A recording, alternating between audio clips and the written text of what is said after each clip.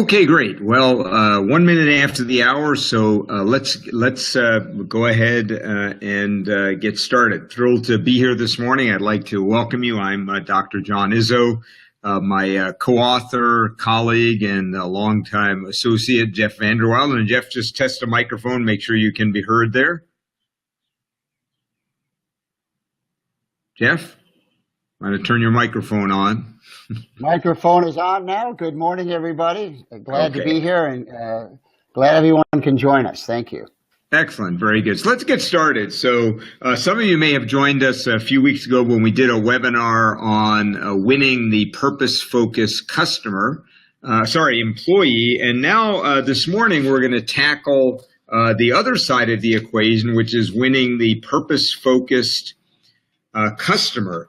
And very important that we understand that both sides of the coin.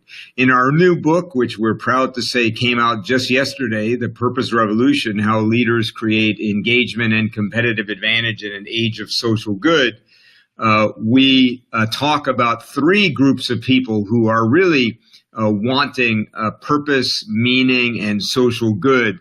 And that are employees, customers, and investors. And of course, one way to think about this is not actually three people. It's each one of us in each of those three roles as employee, as customer, and investor. So today we're going to really focus on what do we know about the emerging desire for purpose among customers, and what are companies that are winning doing and going to have to do to win the loyalty and engagement of these emerging customers. So let's get started. I'll be starting out, and Jeff will be picking up later on in the presentation. So let's get started. First, let's remind you how we define purpose. We define purpose as an aspirational reason for being that's about making life better now and in the future for all stakeholders, especially customers, society, and planet. So you might ask, how is purpose different than let's say, another way of doing business? And the bottom line is purpose is when a company is devoted to really the well-being now and in the future of all the stakeholders. So another way to think about it is that is this a product? Is this company good for people and good for the planet, good for the society? And that's the beginning of understanding what purpose is. Now, I'd like to begin with a story I told on the last webinar, so I'll give you only a brief version of it this time. And it's really a story about this man that I met in Sicily last summer. I'm Sicilian, which you can tell here because I'm 5'7", and I'm above average in Sicily. But one of the interesting things is when I went to a hike to the top of Mount Etna, met this man who was standing there with his goat, trying to get people to take his picture, and of course asking for donations as a part of that.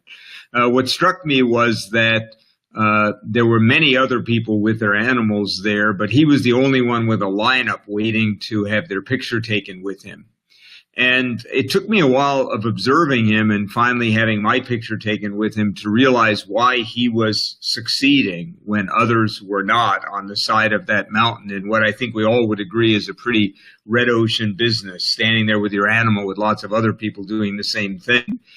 And it didn't take me long to realize that the real difference was that this man had a purpose bigger than simply selling us a picture of him with his goat. He was very friendly and welcoming. He was making people feel really great about being on the side of that mountain. After I donated my money and had my picture taken, he handed me a volcanic rock, as you can see at the bottom there, that he had pasted on two ladybug eyes. And he said, now, before you go away, don't forget the most important part. This is for you to remember that you are a blessing and you have a chance to be a blessing for other people every day. And he was insistent that this was the most important thing he was doing that day. And I found as a customer of that simple experience, it gave me a sense of feeling really good that I had supported this man who was out there living a purpose bigger than just making money. And I felt that he had my interest in mind. And in some strange way, that is the heart of the revolution. Now, I'd like to begin with an observation about customers and companies that are good. And the observation is that people have always liked to deal with, buy from companies that are good. Let's take the singular example of Vanguard Investments. Vanguard is a several decades old company started by this man, John Bogle, who I met in 1994 when I wrote my first book, Awakening Corporate Soul, shortly before I wrote my first book, Awakening Corporate Soul.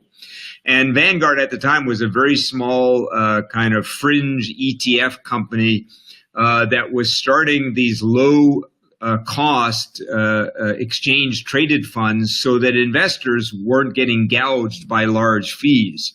And as you can see, they have a very simple core purpose that you can see on the slide, which is to take a stand for all investors, to treat them fairly, and to give them the best chance for investment success.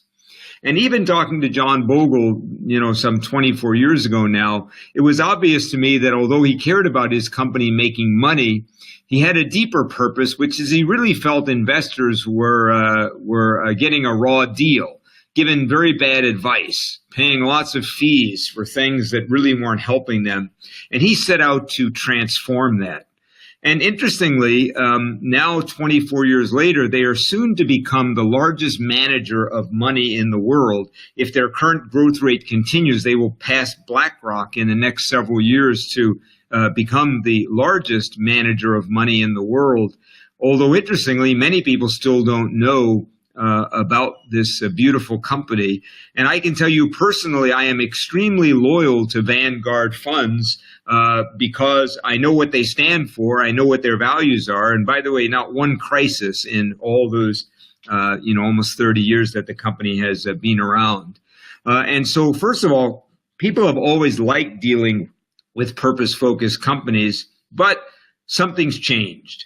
There's a revolution happening, and the revolution is actually growing very quickly. So let's look at some numbers to give you an idea of that. First of all, from 1995 to 2018, by far the biggest movement in terms of what people are using as a factor for who they buy from is social responsibility and environmental responsibility.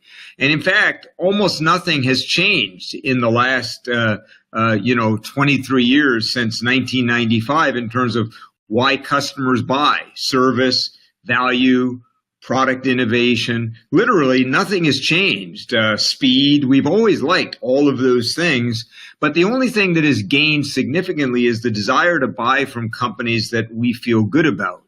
And in fact, a high reputation score versus, let's say, a middling score in terms of your reputation around responsibility doubles people's likelihood of buying from you, recommending you, and increases by 25% their likelihood of investing in you.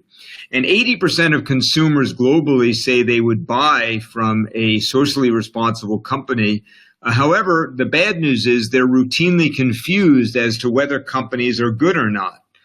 In fact, customers say that only about 6 of 100 companies that we buy from do we have very much confidence that that company is good. And this isn't surprising, of course, because think of all the high-profile examples of where companies told us that they were good, from Wells Fargo saying, we're there for all the journeys of your life, come on the stagecoach with us, to VW saying, we're doing green diesel because we care about the planet.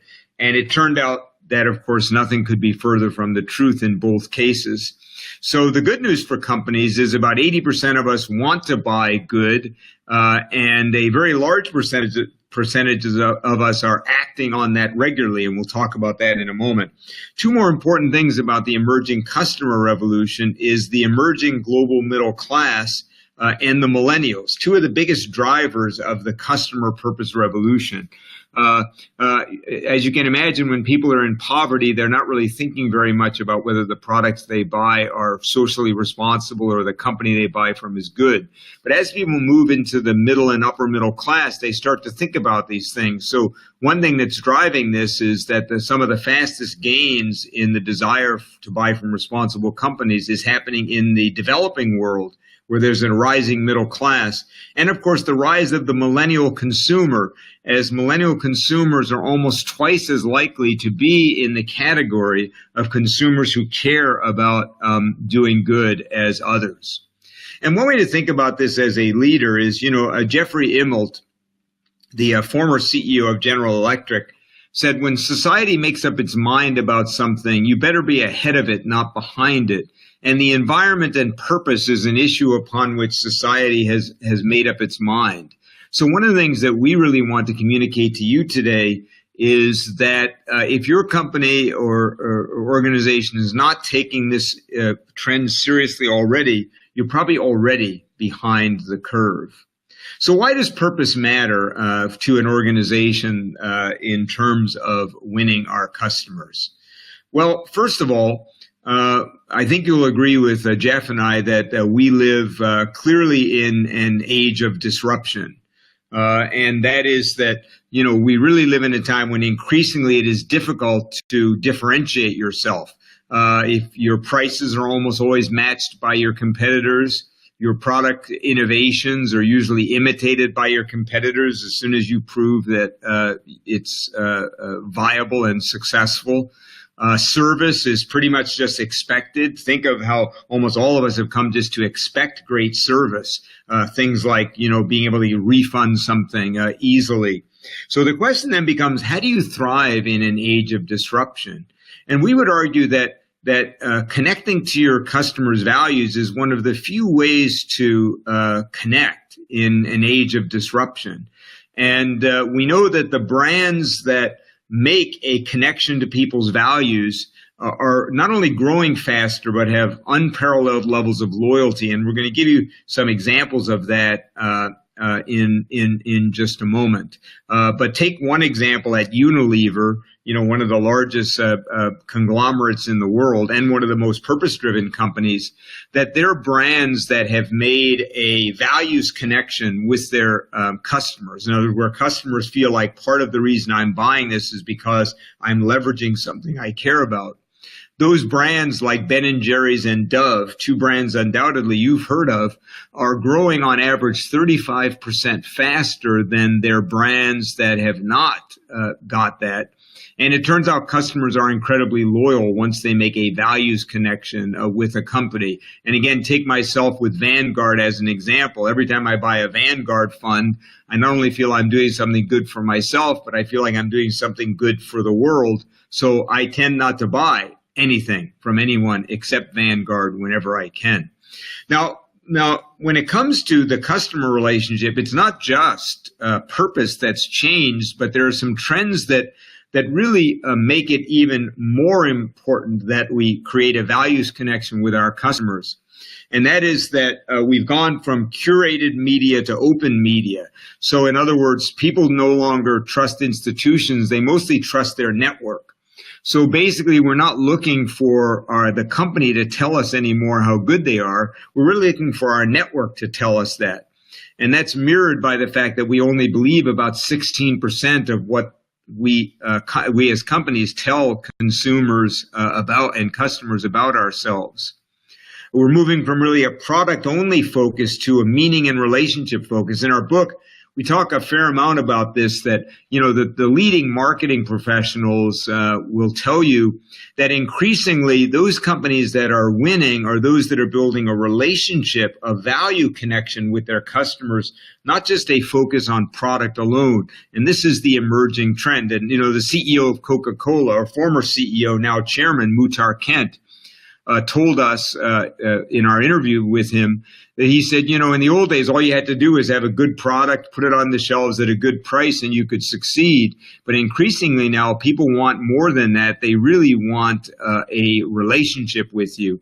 And finally, from brand loyalty to only loyal to brands when it matters. In other words, increasingly, we're not as loyal to brands as we used to be. But when we really make a value connection to a brand, often we then are willing to do that. So again, one last important point is that, as Herb Keller at Southwest Airlines used to say, all airlines have airplanes. And what customers and employees are looking for is something more intangible, for a psychic experience. You might even call it spiritual. And he said, spirit is hard to define, but its impact on a business is palpable. And I think about Southwest Airlines as a great example. You could say, oh, the only reason they succeeded is they had cheaper flights, than everyone else. But the truth is that it's really a purpose story. This was a company that cared about making travel affordable. It's a company that cared about treating their associates with great dignity. And so they wound up creating a relationship with their customers and employees that was bigger than just the product. And I believe helps explain their unparalleled success over all these years. Apple, another great example of a company we may think is only successful because of their products.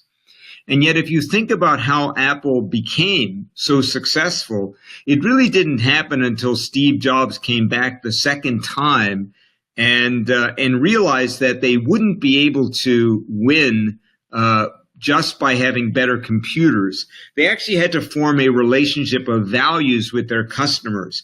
And that's when they started the Think Different campaign that basically said, this is a company for those of you who want to be different, who think that people who are different and challenge the status quo are the only ones who ever change the world. So if you're one of those people, come and be a part of Apple. And by the way, they didn't even say that. They just said, this is who we are. This is what we celebrate. And people routinely will say that this really was the inflection point for Apple. Now, of course, we just buy Apple because they have great products and everyone else is buying Apple. But Apple became Apple because of a loyal group of people who felt that their products aligned with their values. That's why in the old days, if you were on an airplane, you knew someone as an Apple user, not just because of the logo on their computer, but because their glasses were different, their shoes were different, their shirt was different, their hairstyle was different. They had connected to that connection in the organization. One more important thing, as Darren Entwistle, the CEO of TELUS, one of the companies we feature in the book, has said to me, he said, look, John, this is really about all things being equal. Purpose becomes a differentiator. So don't get us wrong. We're not saying if you're good, people will buy from you if your products are inferior. But all things being equal, customers are using this as a place of differentiation. Now, one of the interesting things is that we'd suggest the revolution rewards the bold more than it rewards the risk averse. So let's take Ben & Jerry's as an example. Ben & Jerry's is a company that has been very bold in weighing in on some often controversial issues. They're very strong supporters of climate change legislation, not only within their business, but in the government. They're frequently asked their customers to join them in lobbying for climate change regulations. They are very strong on LGBT rights and very vocal in that, again, often asking their customers to join them. And one of the interesting things about Ben & Jerry's is it'd be fair to say that many people buy their ice cream just because they like their ice cream. But a significant number of people buy their ice cream because of their connection to their often controversial issues on social stands, as well as their more down-home values around organic and farming and buying local. And they know that about 36% of their customers are loyal to them mostly because of those values. And really, most interestingly, is that they know those customers never buy other ice creams, even when Haagen-Dazs and other premium ice creams go on sale. And here's the real point of that story is that often those companies winning in the purpose revolution are not afraid to have some people not like them. And, the same is true on both ends of the political spectrum. Chick-fil-A, a more conservative company, closes on Sunday. They close all their stores on Sunday. And, some customers probably ticked off that their stores are closed on Sunday, maybe even don't go there because they think they're too religious. And yet Chick-fil-A is willing to make that bet, not only because it's an expression of their values, but because they figure they're going to win a lot of other customers who really believe in those values. So remember that the revolution tends to reward the bold more than it rewards the risk averse. Now, before I let Jeff take over for a few slides, let me just tell you about a special offer we're doing this week. This is the last period here where we're going to be having this offer.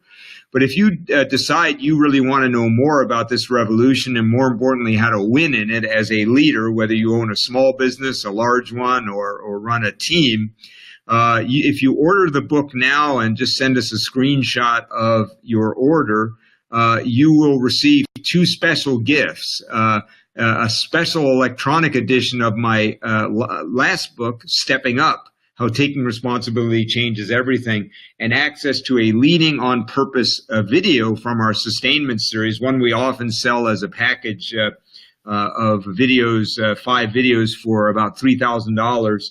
But you can get access to that and something you can share with your team and with others. So again, just go to purposerevolutionbook.com if you're interested in that, or just go ahead and order the book from Amazon or Indigo or Barnes & Noble or whoever you buy from, and just let us know. Now, Jeff, just take over for a few minutes here. Talk to us a little bit about the purpose gap, which is an important concept when it comes to customers and employees. Right. Yeah, we found that there's a growing purpose gap among employees and consumer groups. But from our perspective, like any gap in business, right, it can be either a threat if you ignore it, but a huge, huge opportunity if you focus on it and pay attention to it and do things to take advantage of it. What we know is that employees want purpose. They want to work for a place or an organization that's sustainable, that activates their own sense of purpose and meaning. But then only 70% really believe that their company really cares about sustainability, or only 70%, about 70% say their company cares mostly about profit.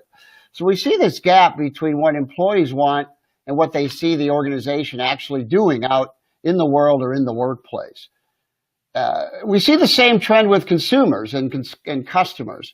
We know that 70% of customers want to buy good, but there's not a lot of trust in companies and the company brand. So while companies do a lot of PR and marketing, and while you might be authentic in your brand purpose, it's hard to get customers to believe in that brand purpose because only about 6% of the consumers trust in companies. So let's take a look at what consumer sentiments around purpose tell us and what these might mean for us.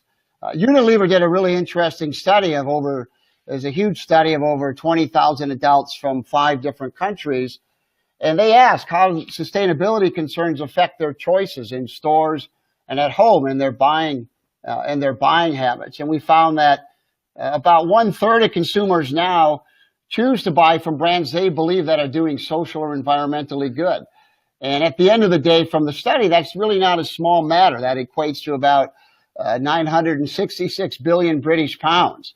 So there's a huge opportunity that exists for brands that can make their sustainability credentials and their sustainability programs clear and authentic and believable to the consumer groups. And Jeff, two interesting things about that study. One is that 33 to 37%, basically those are people who said, I regularly punish companies I feel are doing bad by not buying their products, or I reward companies I believe in. So 1/3 of people already doing that on a regular basis.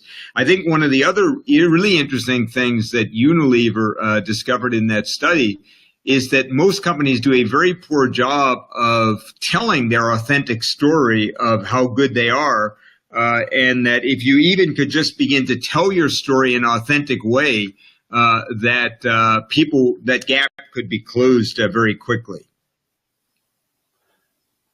And then, there was, GlobeScan and BBMG over 4 years surveyed more than 22,000 people across 22 international markets. And what they found were there are 4 consumer groups across global markets that we really need to understand and pay attention to. And the first of these are the advocates. And the advocates are the traditional people you might think of when you think of activism and consumerism combined. These are the folks that, while they might be relatively small in size, it's about 26% of the global consumer group. These are folks that really do their homework, and they have the ability to influence people because they dig in and they really find out whether or not a brand is authentic in what they're doing. They're also probably the first ones to call somebody out if they claim that they're doing something and they don't really stand for what they claim to stand for. They're not necessarily, a shopping-oriented group, and they don't see brands as a solution, and it's hard to gain their trust. The next group that they found are the practicals. Practicals are people who are really driven by price, performance, and values. They really want the most for their money, and they're not driven to buy because of sustainability or because of brand per se. So in this sense, they're kind of a laggard group, if you think of it that way, in purchasing sustainable products or following a purpose-driven brand. They really see that more as a bonus, if you will, after price and performance meet their requirements. This is about 25% of the global public. They're most likely to be millennials, but they do matter because what happens is once the consumer trends start to pick up, this is the group that can really tip the scales in the favor of a particular brand or purpose-driven company.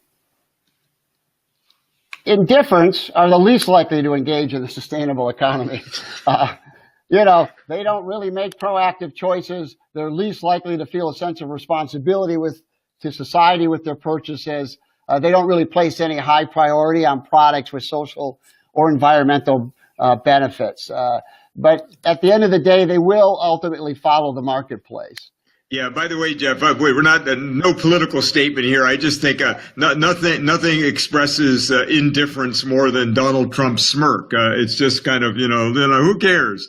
And that's the interesting thing about the indifference. They're not so much anti-purpose as they actually think business is business. I actually didn't even think these guys existed except in surveys until I was doing an event recently with YPO, with the Young Presidents Organization. And I was talking about hotel chains and the things they've experimented with to get people not to change their towels or their sheets. And in the middle of my saying that, he said, "Now that ticks me off," right in the middle of my speech. He said, "Now that ticks me off." And I said, well, say more. And he said, well, if I pay $400 for a fancy hotel room, just change my sheets. And if you aren't going to change my sheets, then at least give me money instead. And I think the point was we can't assume the indifferents don't care about the environment or about a good world. They just think business is business and doing good is doing good. Let's not mix the two together. Right. And the most compelling group. Yeah, the most compelling and influential global consumer segment are the aspirationals. And that's 38% and growing. They're 2 billion worldwide. It's primarily about a third of that group is millennials, and they make up about a third of our population, of the U.S. population. Now, what makes this group stand out is the aspirational generation really is the first group to combine the love of style, social status, sustainability values, and bring those into their consumer and purchasing decisions. Aspirationals, really, they're not defined by age, but the desire for their actions to meet their needs. They want to have a positive impact on other people. They want brands and products that will connect them to an ideal or to a community that's bigger than themselves. So there's also a large social component within this group. So it's one of these things, if somebody within the group begins to buy a pair of shoes, let's say somebody gets hooked on Tom's shoes or a Ben & Jerry's brand, they're more likely to influence their group of the people in their social network to follow suit and follow that brand. Go ahead. Well, I was just going to say, what they're really doing, they're really the first group to connect the right thing to do with what's kind of cool or trendy to do. Mm-hmm. And that's really creating a lot of new possibilities for brands out there. Yeah, Jeff, to piggyback on that, the other interesting thing about the aspirationals, they are the ones most likely to tell your story to other people. They love falling in love with brands, right? So when they fall in love with you, they'll really tell your story. And the other interesting thing is this is the only growing segment, significantly growing segment. And almost all of the new aspirationals are coming from the practicals. So you can see where the trend is going. And one way to think about this whole framework is the indifferents are not going to care that you're doing this, right? They may even, be a little angry about it. The practicals don't care that much, but they're eventually, many of them, going to become aspirationals. And the advocates are hard to win, and they're easy to tick off. But when you do win the advocates, they'll be real advocates for you, but they'll always be watching you to make a mistake. Yeah. Let me just add one more thing about the aspiration. I think that's important to know is they have a really broad global presence with particular strength in the emerging markets like India and China, South Korea. They make up 50% or plus of the consumer population, and even when you look at Indonesia, Nigeria, and Peru, it's in the upper 40s. So, so when you look at it from that vantage point, it's not only the largest growing group, but it's the largest growing group globally in the new emerging markets. Great. So you guys may be now saying, "This is great. Let's get practical. What do we do?" So you may say, "Hey, we're convinced there is a revolution going on." But now tell us what the heck should we do about it? So let's get started if we can down that path, and we'll begin to help you think about that important question. So let's get started. The first thing is do you have a purpose that is authentic, that fits your company, that resonates with consumers? Here's just a few examples. 3M, advancing every company, enhancing every home, improving every life. And by the way, the footnote to that is, and using science to solve the world's biggest challenges. Manulife Financial, to help people achieve their dreams and aspirations. SAP, helping the world run better and improving people's lives. IBM, building a smarter planet. And so you begin to see how these really fit. If you're 3M and you're a technology company that uses science to solve problems, that really fits. If you're Manulife and you say our goal is to really help people achieve their dreams and aspirations, at Manulife they talk about our purpose is to worry about your finances so you don't have to, because most people don't want to be sitting around worrying about their finances. SAP makes software, so of course, we want the world to run better, and IBM is basically an information harnessing company, and so the idea of building a smarter planet. Another great example of that, one of the companies we feature in the book is Heineken Mexico. Heineken Mexico is the largest Heineken company in the world, and the CEO is a wonderful man that we know personally who is featured in the book, Dolph Vandenbrink. He's been written up in Harvard Business Review, among other places. And when Dolph came to Heineken Mexico a number of years ago, they recrafted their purpose statement to this simple statement: to win big for a better Mexico. And that is, we want to win big, create great brands and great beers. And they own lots of beers, not just Heineken, Tecate, and a number of many high-profile Mexican beers. And they basically said, we want to win big, create great beers and a great market share, but we want to also help create a better society in Mexico. So they started tackling issues like violence against women, even though beer companies have traditionally done the opposite and really, had, calendars of scantily clad women, which they did for years as well in Mexico. Started tackling issues like sustainability. They now are in the process of finishing now what will be the most sustainable brewery probably ever built in human history in Mexico. And this is really starting to resonate with customers and employees. Now, when it comes to winning the purpose customer, one of the most important things is to remember the importance of what we call moments of purpose congruence. These are moments when people, so let's say you have a great authentic purpose that fits. You said, hey, we make your dreams and aspirations come true. We're here to win big for a better Mexico. We're building a smarter planet. We're together, we'll go far, right? At Wells Fargo. But then there are these moments when people decide if you're real or not. Whole Foods, one of the companies we feature in the book, Walter Robb, the former co-CEO, told us about when they made the decision to offer only sustainable seafood in their grocery stores. Before they were selling it, unsustainable seafood, but just letting people know that, look, this is sustainable, this isn't.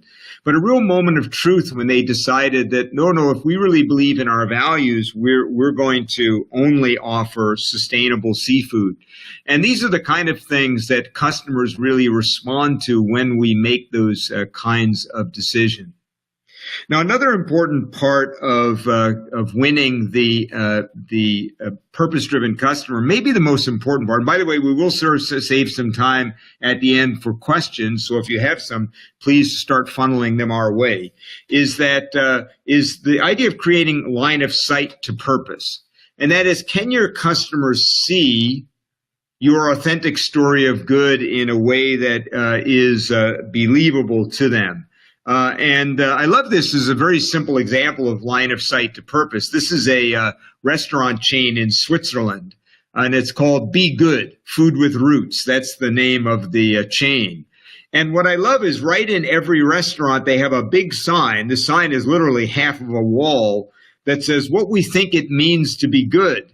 And what I love is part of the sign is in chalk, so they can change it out. And, some of it's permanent and some of it they can change out. So right there at the point of sale, you can say, oh, these guys aren't just saying they're good, they're making it clear. And Unilever discovered that one of the most important things for winning the purpose customer is right at the point of sale to try to communicate your authentic story of good right there in the moment of truth where someone might be making a purchase. So you might think yourself, on our labels, on our website, at the point of sale, how obvious is it to customers that we are good? And one of the things to think about is if people only believe 16% of what we tell them about our company, who do they believe? And it turns out that our employees are the most believable asset when it comes to our purpose and our social responsibility.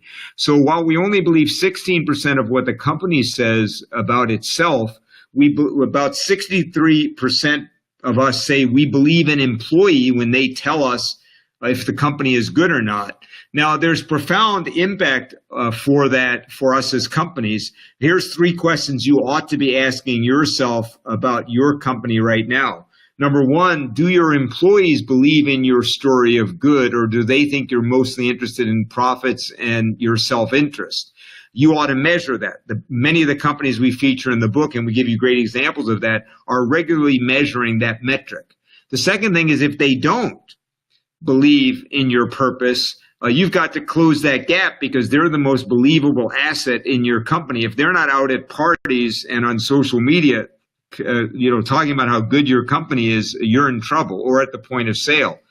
The third thing is, are you enabling and empowering your employees to tell your story? Enabling means constantly feeding them authentic information and stories about why your company is better and more good and doing more good things than other companies. And second, encouraging them and freeing them up to tell your story. And remember this, someone is 10 times or more likely to share a social media feed from one of your employees about your company than they are something from the company itself. Now, another key we found in the book to getting customers, winning the purpose-driven customer, is to get them involved with you in creating a better world. One of our favorite companies we feature in the book is a company called Seventh Generation. Fascinating story. A number of years ago, Seventh Generation was trying to get a bill through Congress to just require toxins to be on labels of products, especially those that were, used for, in children, cleaning products, et cetera. And so they ran a full-page ad in the New York Times saying we're hit with 300 toxins before we're even born, meaning when we're in the womb, you better believe we're coming out swinging. And they basically said nothing about their products in this full-page, very expensive ad that they ran a number of times. They just basically said, we believe customers have a right to know if toxins are in their products. And so please join us in getting this bill through Congress. Now, here's the interesting thing. They measured the impact of that ad. They say we measure everything, right? A smart company measures the impact of everything. Now, they ran this ad simply because it was a genuine expression of their purpose and their values. But what's fascinating is it had a bigger impact on their sales over the next year than a full year of coupons.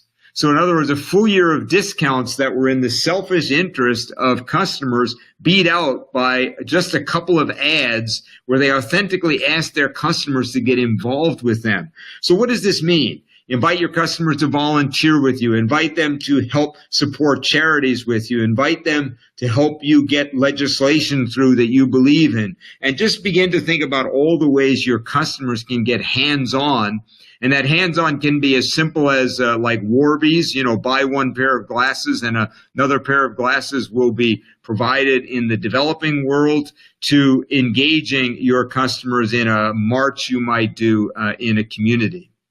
Here's another important point. Make sure you market your purpose, not your company. One of the real challenges today in reaching the emerging customer, purpose-focused customer, is many of us try to create ad campaigns that make our customers feel good about our company and attach them to causes. Pepsi tried to do this a year ago when they ran these ads when there were all these conflicts going on between, Black Lives Matter and Blue Lives Matter.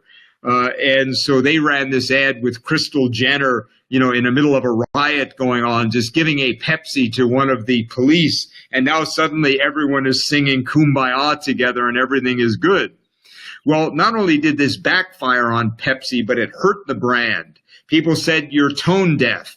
You don't really care about this issue. All you're trying to do is, convince us to buy a Pepsi. You don't really care about the issue. And Martin Luther King Jr.'s granddaughter, she posted on Twitter with a picture of her grandfather getting arrested, saying, if only my grandfather had known about Pepsi, how much easier life would have been. Now, contrast that with Heineken, obviously a company we think is really doing some great things in the purpose revolution. Heineken ran an authentic set of ads that were not actors, but real people who had fundamental differences with each other on things like climate change, on transgender, on some very controversial issues. And Heineken did not take a stand on the issues. What they did was they had these people who, with diametrically opposed views, have to build a bar together, physically build a wooden bar together. They had no idea what the experiment was about. They didn't know that the other person fundamentally disagreed with them on things. When they finally finished completing the task together, they showed a video to each of them of this other person. In this case, this is a transgender person with the guy on the left who said transgender is abnormal, it's weird, be a man or be a woman, I don't buy this crap, basically. And imagine now they see this video with her saying, I'm transgender and it's really tough to be transgender, and him saying, this is a bunch of crap and, I think it's, nonsense and, give me a break. And then they gave them a choice. You can either leave now or you can sit down and have a beer together and talk about your differences. And again, not actors, real people. This went viral in a very powerful and positive way for Heineken. But here's the lesson of the story. I believe, and I know a little bit about the inside story, that for Heineken, this was a honest belief that we've become a society that can't talk about our differences. And if we could, the world would be a better place. And by the way, the Heineken is not mentioned once in the ad. And even though the beers are there, the label is hardly evident at all. Obviously, they are still trying to sell beer, but look at the difference in terms of the response. Now, going back to the employee as the best ambassador, one of the morals of that story is to make sure you market inside to have an impact outside. I always think of WestJet, who's a client I've worked with, kind of the Southwest Airlines of Canada, who basically has built their whole reputation on we care. We care about communities. We care about customers.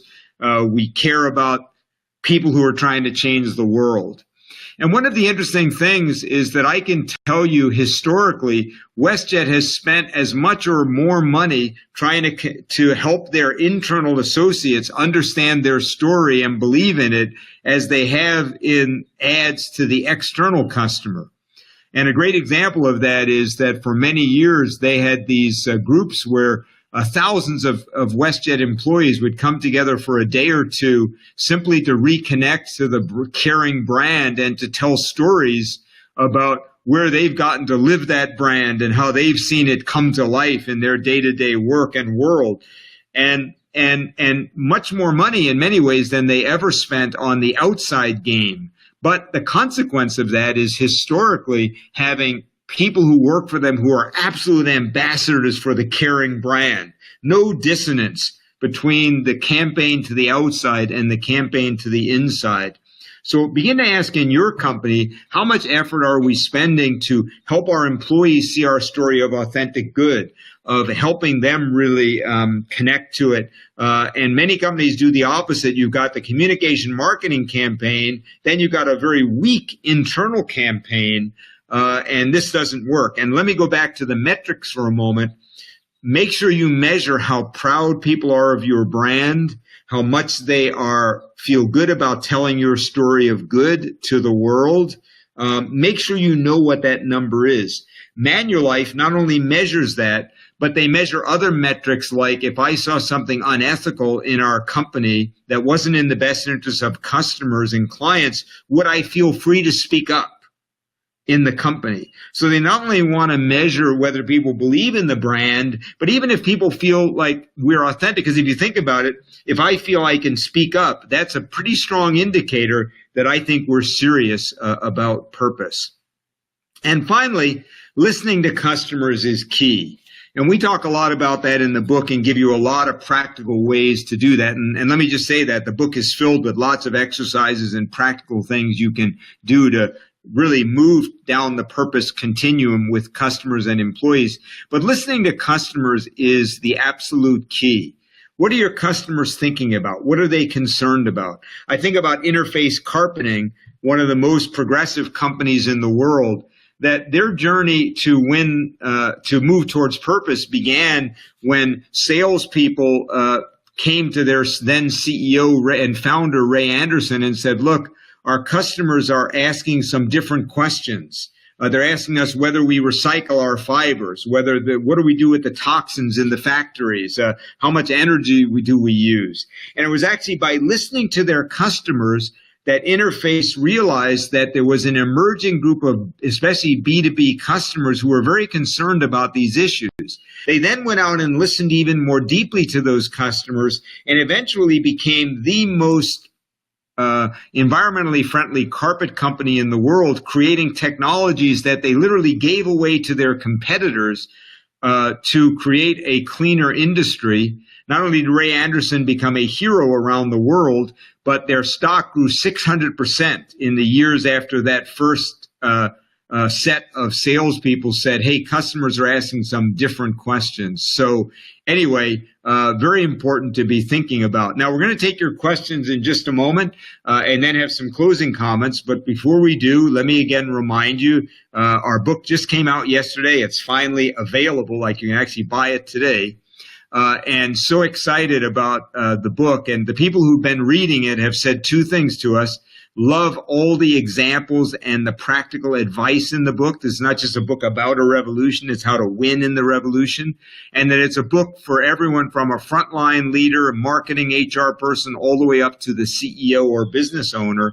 And finally, people are saying, I love the exercises, the practical things you can do with your team or individually. So again, if you order the book now in these, you can get these offers that are going to expire very soon. And just go to purposerevolutionbook.com. You'll see all the links to where you can buy the book and how you can take advantage of these special offers. But we'd love you to buy the book, of course, because we believe it's going to make a big difference for you and a big difference in the world. Now, it looks like we've got a hand up, so let's see what we've got in terms of questions here. So if anybody's got a question, feel free to speak up.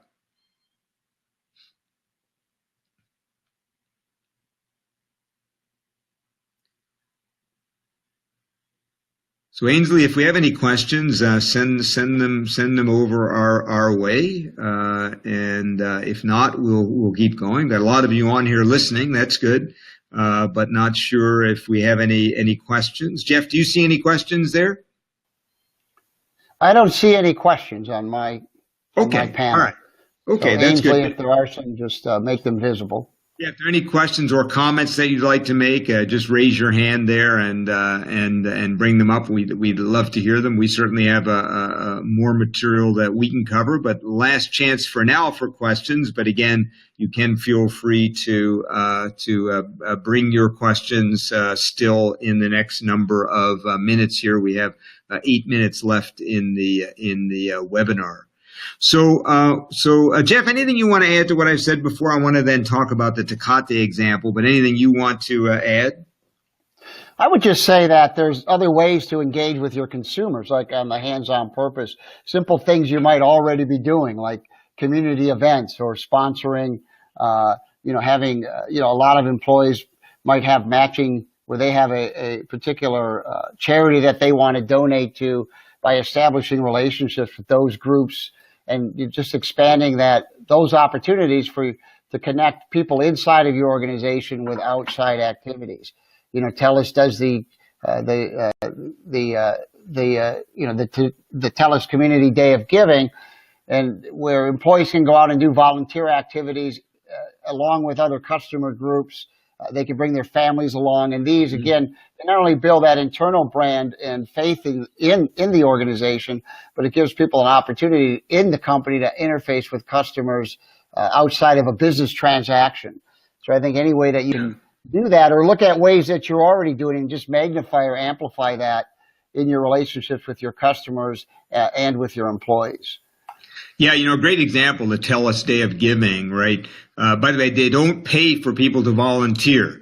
They just arrange these weekends where people, are able to go and volunteer. They arrange all the logistics. And not only can people bring their families and friends, but customers can come and volunteer as well. So another great example of the power of really being able to get hands-on with your customers. Ainsley, we had somebody raise their hand here, and I accepted their hand raise, but I'm not sure why we're not seeing any questions. But anyway, if you could send that our way, that would be great. If there is a question, again, not sure why that's not coming through. Let me give you another example here. Which is, I want to go back to Tecate for just a moment, which is one of the marquee brands of Heineken Mexico. And remember again, I got another request accepting here, so I'm accepting that request. So basically, Heineken, this win big for a better Mexico, which was the new mission there. And it was Patricia Corsi, the head of marketing, and her team at Heineken, who went to the CEO and said, look, if we're serious about winning big for a better Mexico, we have to tackle violence against women, because 7 of 10 women in Mexico say they've experienced domestic violence against women. And yeah, we know we run the girly calendars, but if we're really serious about a better Mexico, we can't sexualize women and be silent about violence against women.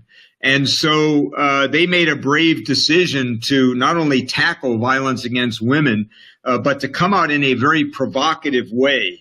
And I'd like to, because I think it'll be fun for those of you who are really curious about how you win in the purpose revolution, I'd like to show you a video of the ad that Heineken ran when they came out. Tecate came out for the first time saying, we really care about this issue. So let me just watch this video, and then I'll make a comment about it. But I think it's really going to... A man is not defined by his strength, his image, his courage, his anger, his toughness, or his sexual orientation. A man is defined by how he treats a woman.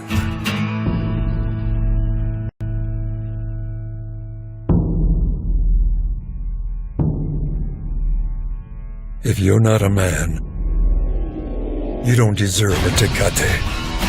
Some questions now. Oh, okay, good. All right, let's take some questions. Sorry about that. You should watch the Tecate ad on YouTube. Basically, the bottom line is they said if you do violence to women or you don't stand up to it, you're not one of us. Don't buy our beer. And it not only went viral, but has had a huge impact in Mexico. So what are the questions, Jeff? Go ahead. Well, Diane has a question. How do you reconcile the mission purpose with the user community? Who directly benefits versus the buyer, like a B2B acquisition customer? So how do you reconcile the mission purpose with the user community? Jeff? What's your thought? Well, I think, the first thing you need to consider is, how connected is your mission purpose with your community? So I think what you need to be able to do is make sure that there's some congruence and understand, what your user community or your consumer community values and what's important to them. What are the causes they believe in? I guess one example that comes to mind is Patagonia, right? So anytime you buy anything at Patagonia, a certain percentage of your purchase goes toward environmental issues. Right. It's not going, so as a consumer, the people who shop at Patagonia tend to be aligned with that particular set of values. And the company really markets themselves and markets the way that you can, I guess, participate in the good they do based on those values. So the congruency, I think, between your values and your consumer values are important to understand and connect to. Yeah, and and sometimes, of course, you have to take a chance. I think Tecate is a great example. You can guess there are some people who drink Tecate beer who said, why is Tecate, now talking about no means no, and if you don't, if you condone violence against women, you're not one of us. We don't want you to have our beer. But as Jeff said, it's really important to know your user community, and obviously the more you can align with issues they care about, the better. But then sometimes you have to be bold, and you might be surprised how your customers might admire your willingness to take a stand. But you do have to be careful. You've got to know your users, and you do want to be especially careful on controversial issues if, unlike Patagonia or Ben & Jerry's, you don't have a user group that has very similar values with each other. Jeff, what's the next question? There's a question from Ian. It's about your comment about employees having 10 times the impact on social media. How do you manage that, given how companies want to manage the corporate message on social media? Great question, Ian. In the book, one of the stories we tell is Cisco a few years ago. John Chambers, the then CEO, really wanted to tell the story of Cisco. And so what he did was he offered every employee in the company, they would buy them a high-end video camera if they would agree to post a video on YouTube about why I chose Cisco. In this case, it was why I chose Cisco as an employer, why I believe in this company, why it's a great place to work, because it was really about talent in this case, the purpose-driven talent. And the interesting thing is they said, we're not going to control it. We're not going to, you don't have to put the YouTube video through us. And they probably felt kind of risky at the time, but having freed people up to tell that authentic story, it had so much bigger impact than all the scripted videos that Cisco had done in the past. So Ian, I think it's a real challenge. And what I would say to companies is take a chance, trust your people. If you trust your people to tell your story, then they will do it. And by the way, if your people don't have a good story to tell, then you better tackle that first, right? And be honest with people. Say, we'd like to free you up to tell our story, but we're afraid of what you'd say. And so be honest with us. You know, what will we have to do to make sure that it'll be a great story? But I think most of the time, if your company has an authentic purpose that people believe in, here's one of the fascinating things about those YouTube videos. Not one negative video that I know about was posted about Cisco, not even one mediocre one. People, when you give, I have a theory I've said for years, if you give people responsibility, they act responsibly. If you treat people like adults, they act like adults. So Ian, I think just by freeing people up, then you really have the chance to show how mature they're willing to be. But it is always a challenge, and we have to challenge that paradigm that branded, scripted videos are actually more powerful than authentic ones, because they're not. Well, look, we have a few questions. We'll hang in for a few more minutes. If you have to leave us, go ahead, but we'll just hang in for a couple more minutes. Jeff, is there another question? Yeah, Stuart has a question. I think it's a good question. And do you think it's a coincidence that 30% of employees are measured as being purposeful and 30% of customers exercising their buying decisions around sustainable issues? Well, it's a great question. And first of all, I don't think, because the studies are done by different people, it's in other words, the people who studied the employees weren't the same people who studied the customers. So fascinatingly, two different studies with two different methodologies. I don't think it's an accident, though I don't think we should assume it's one-to-one. There might be some employees who really care about working for a good company and are purpose-focused there, but are not focused in their buying. There probably are others very focused in their buying, but not very focused in their company. But let's guess there is a significant overlapping curves or circles where some significant percentage of that 1/3 are in both categories. So I think it's not a coincidence, though we can't really speak with authority because the studies were done by two different major research companies. So anyway, as you can see, we can't be sure. But good question. Let's guess there's a lot of overlap. Jeff, do you have any other questions? Yeah, Pat had a question. Pat is marketing to a combination of millennial and boomer markets. Any ideas for Pat? Yeah. Well, first of all, really interesting research. The two most purpose-focused generations are the millennials and the baby boomers. And it makes sense if you think, at least in terms of work. And it makes sense because the millennials very optimistic at the beginning of their careers, baby boomers at the end of their career thinking, well, before I check out, I want to, check in to more meaning.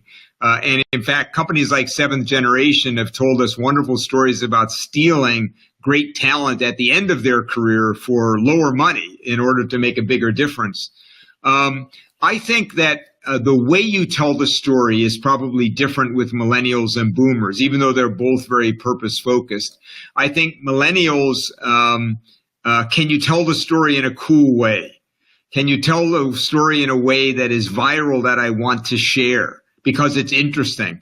Remember, the millennials are more likely to be in the aspirational category than the boomers are, and the boomers are more likely to be in the advocate category than the millennials are. In terms of percentage of the group. So what that means, in other words, is the boomers might be more traditional. Just give me the goods, just the proof is in the pudding. The millennials more likely to want you to tell it in a cool way. So, for example, I would guess that Heineken ad about settling your differences would be more viral for millennials than it would be for boomers necessarily. But I think actually at the end of the day, the values are very similar, and the principles, line of sight, telling your story at the point of sale, hands-on, pretty much cross-generational. Yeah, the one thing I would add to that with the boomer generation being in it is, because the boomers are, we're coming to the end, so I think the message here is how do you finish strong, and so it's maybe more of a legacy sort of a message if you think of it in that way, and so a lot of boomers have had a career, they've done things, and they want to finish for good if you think of it that way. So how do you tie into that sentiment or this deeper yearning to, as I close out my career, I'm going to do it not just doing a 9 to 5 and pushing a pen, but actually make a final contribution while I have a chance. Yeah. I think it's a good point, Jeff. Young in people's career, the message really is look at your future. What kind of world do you want to live in 30 years, right? If you're a boomer, it's like, no, now is the moment. But what kind of world do you want to leave behind? We know that boomers are incredibly motivated by legacy at the end of their lives and careers, as all people are as they get older, right? Because you start to realize, like I was playing tennis with the other day, who was 73. I said, how does it feel to be 73? I'm 60. And he said, you look at the history and then you look at the future and you realize a lot more history than there is future, right? So you start to think about the world in a different way. Do we have any more questions, Jeff? Let me check here. Right, you can take one more question here. And thank you so many of you for hanging in with us. Hopefully you're getting a lot out of this. I am just going down the list here, John. I don't see any. Let me go way back to the top. Okay, so while Jeff is doing that, let me thank you for. Go ahead. Stuart did that. Well, this is more of a go forward question. That's fine. Stuart asked, will there be any more webinars? He's loving this forum. So yes, well, Stuart, yes.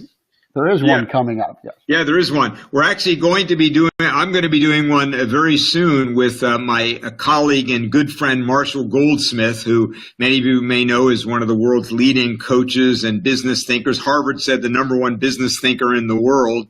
And Marshall and I are going to do a webinar coming up here in a few weeks. Don't have the date yet, but stay tuned. So we're going to be doing one together around purpose and what this may mean for us as leaders. So anyway, yes. So thanks, Stuart. We're loving the format as well. So look, we're going to check out in a moment 2 things. We will be sending you a rebroadcast of the webinar so you can share it with others if you'd like, or watch it again. And please feel free, do share it. We hope it will make a difference for you and for others. And again, please do check out the book, The Purpose Revolution. Very practical book. I think you will love the book, and we'd love to hear from you once you get it. And if you want those special offers, go to purposerevolutionbook.com. In the meantime, thank you so much. We're going to check out for now, and we really appreciate you giving us a part of your day. And let's all keep the revolution going. The world needs business to step up, and we thank you for stepping up to be a part of our session today. Thanks again, and thank you, Jeff and Ainsley. Bye now. Thank you, John. Thank you, everyone. Bye now.